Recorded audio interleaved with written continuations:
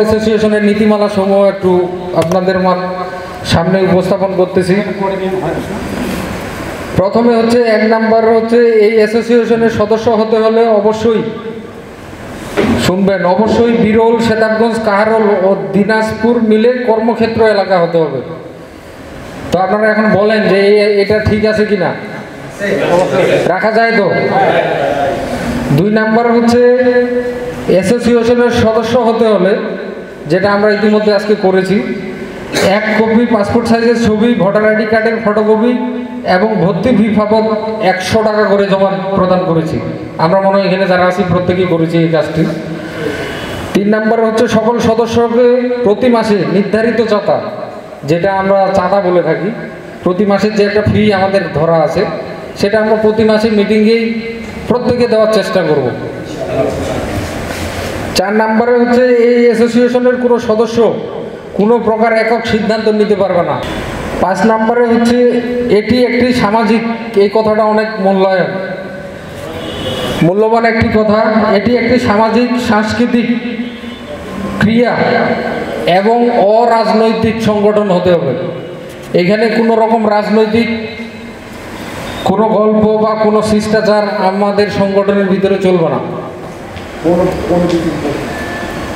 এই অ্যাসোসিয়েশনের কোনো ব্যক্তি সংগঠন বিষয়ে কোনো ধরনের সমস্যার সৃষ্টি হলে সেক্ষেত্রে সকল সদস্যকে একযোগে এগিয়ে আসতে হবে। 7 নাম্বারে হচ্ছে অ্যাসোসিয়েশনের কল্যাণে নীতিমালা ধারাসমূহ সংশোধন, পরিবর্তন বা পরিমার্জন করা যেতে পারে। 8 নাম্বারে নৈতিকতা বিরোধী কোনো কার্যক্রমে লিপ্ত না থাকা, যাতে অ্যাসোসিয়েশনের ভাবমূর্তি নষ্ট হয়। সদস্যকে অবশ্যই মুক্ত চিন্তা, দেশপ্রেম ও নীতিবান এবং চরিত্রবান হতে হবে। কোনো সদস্য যদি তার সদস্যপদ স্বেচ্ছায় বাতিল করতে চায়, সেক্ষেত্রে পরিচালনা কমিটিকে অবহিত করে তার সদস্যপদ বাতিল করিতে পারিবে। উপরোক্ত শর্তাবলী বা নিয়ম লঙ্ঘন করলে সদস্যপদ সরাসরি বাতিল বলিয়া গণ্য হবে। এখন সব থেকে যেটা আমরা এটা বলবো না, আপনারা সবাই আছেন, কমিটির তো একটা নির্দিষ্ট মেয়াদকাল দরকার, তাই না? সবাই সারা জীবন আমরা তো এক জায়গায় থাকবো না।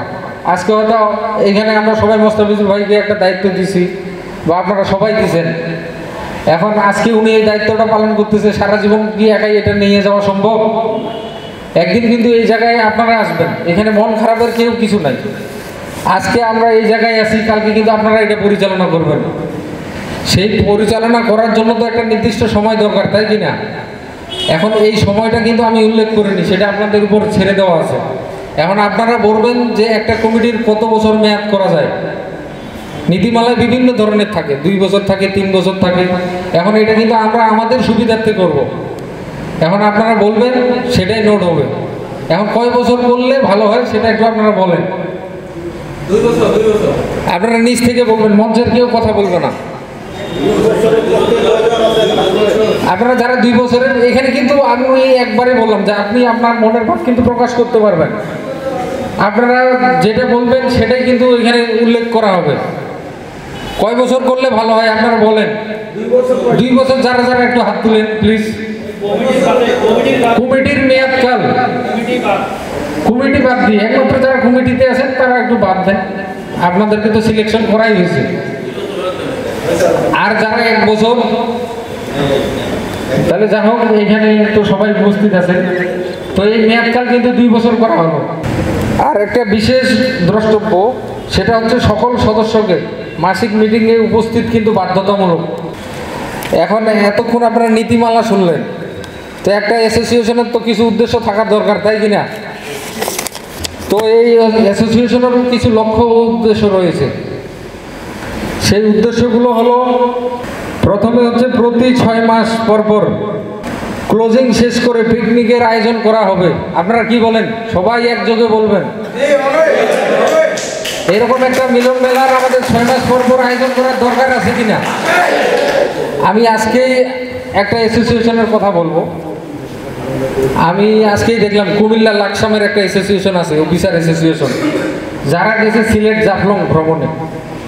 তো আপনাদের কি ইচ্ছা নাই যে আমাদের একটা সংগঠন অ্যাসোসিয়েশন থেকে আমরা এরকম একটা কোথাও পিকনিকে যাব, যেটা পুরা বিরল, সেতাবগঞ্জ, বরজুনা, কাহারল সব জায়গার অফিসার এবং সব ডিলার যেন জানে যে একটা অ্যাসোসিয়েশন আছে, যে অ্যাসোসিয়েশন একটা পিকনিকে গেল। আমাদের এই একত্রিত হওয়ার প্রয়োজন আছে কিনা? তো ধন্যবাদ আপনাদের সকলকে এটাতে মতামত পোষণ করার জন্য। 2 নম্বরে আছে সামাজিক উন্নয়নমূলক কাজে অংশগ্রহণ করা। এটা এখন প্রশ্ন আসতে পারে, সামাজিক উন্নয়ন বলতে কেমনটা বোঝায়? তো আসলে এটা সামাজিক উন্নয়ন বলতে এখন কিছু হতদরিদ্র মানুষ থাকে আমাদের আশেপাশেই ঘোরাফেরা করে, হয়তোবা আপনার বাসার পাশেই একজন আছে অসহায়, যাকে দেখাশোনার কোনো মানুষ নাই, বা এই যে আমাদের সামনে একটা শীত, আমাদের উত্তরবঙ্গ কিন্তু প্রধান শীত এইদিকে, তো এমনও হতে পারে যে আমরা কিছু সংগঠনের অর্থায়ন থেকে কিছু কম্বল বিতরণ করলাম, এমনটা হলো যে বন্যা হলো, তাদেরকে কিছু সহায়তা করলাম, আমাদের যতটুকু হবে, এখানে কোনো বাধ্যবাধকতা নেই। 3 নম্বরে আছে গরিব অসহায় মানুষের পাশে দাঁড়ানো, যেটা আমি বললাম। 4 নম্বরে আছে মহামারী, প্রাকৃতিক দুর্যোগে মানুষের পাশে দাঁড়ানো। এখন এমন একটা মহামারী, এর আগে আমরা করোনা পিরিয়ড পার করে এসেছি, তো এরকম একটা আল্লাহ না করুক যে এরকম একটা প্রাকৃতিক দুর্যোগ বা মহামারী যদি আকার ধারণ করে, আমাদের প্রত্যেকের জায়গা থেকে আমরা এগিয়ে আসবো, সেটাই একটা অ্যাসোসিয়েশনের লক্ষ্য উদ্দেশ্য হতে পারে। এখন লক্ষ্য উদ্দেশ্য গেল, এরপরে সদস্যপদ বাতিল ও স্থগিতের কিছু নিয়মাবলী থাকার দরকার আছে কিনা? আমরা কিন্তু সবাই চাকরি করি, সবাই আমরা কিছু না সবাই নিয়মের ভিতরেই চলাফেরা করি, যদিও বা তারপরেও যেহেতু একটা সংগঠন কিছু নিয়ম কানুন থাকে, তো সেরকম একটা এখানে আমি সদস্যপদ বাতিল ও স্থগিতের নিয়মাবলী তৈরি করেছি। এই অ্যাসোসিয়েশনের সংগঠন ও নিজ স্বার্থের পরিপন্থী কোনো কাজের সাথে লিপ্ত থাকতে পারবে না। এই এখন আমি একটা সংগঠনের একটা জায়গায় থাকলাম, তাই বলে আমি আমার এটা পার্সোনাল কোনো কাজে ব্যবহার করলাম, এরকমটা কিন্তু করা যাবে না। 2 নম্বরে কোনো সদস্য সমাজ তথা রাষ্ট্রবিরোধী কোনো কাজে লিপ্ত থাকলে এরকম কোনো কাজ আমাদের সংগঠনের কোনো সদস্য করিতে পারবে না।